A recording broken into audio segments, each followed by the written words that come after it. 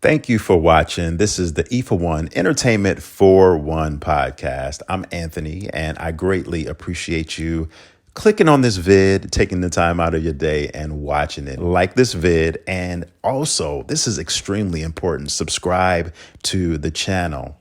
Now, over the weekend, I'm talking college football, NCAA college football. Over the weekend, Alabama, Nick Saban's squad took a L. Yes, they took a loss to Texas. And this is kind of significant because every year Alabama is either ranked number 1, number 2, number 3, or number 4. It's like they're always ranked in the top 5, but predominantly they're always ranked either number 1 or 2.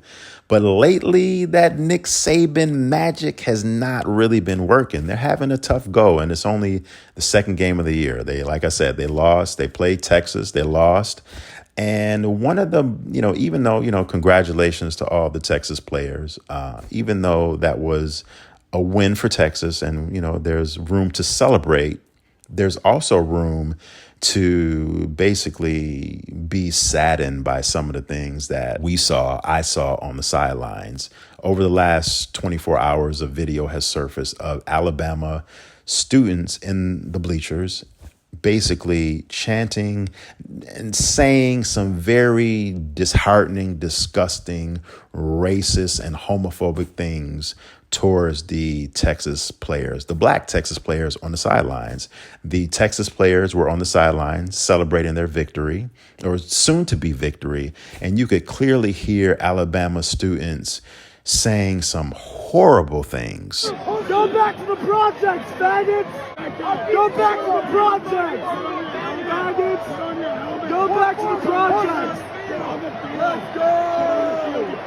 Unfortunately, this is something that black students are dealing with every week when they go play football, whether they go play basketball, or whether they go play any other sport that you can think of. Not only black students, but NBA players, NFL players. We see it all the time. We see fans throw things at black players. We see, just like in this vid, we see fans say anything that they think that they could say to these black players. So it's just one of those things to where even though we have progressed so much as a nation, so much as a country, whether it be with technology or even sometimes, and in some cases, race relations, we still have a long way to go. Literally, sometimes it feels like we're living in 1963.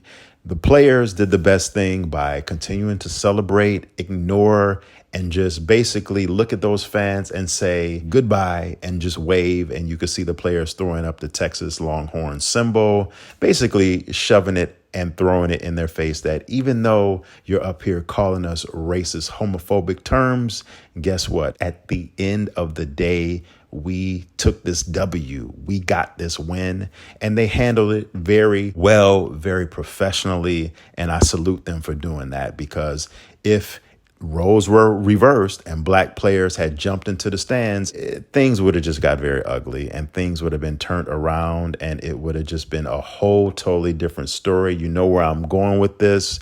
It would have been black players versus white students. And why did these black students attack these white students, these white fans? And that's just something that we really don't need. Seriously, we don't need that. We don't need that.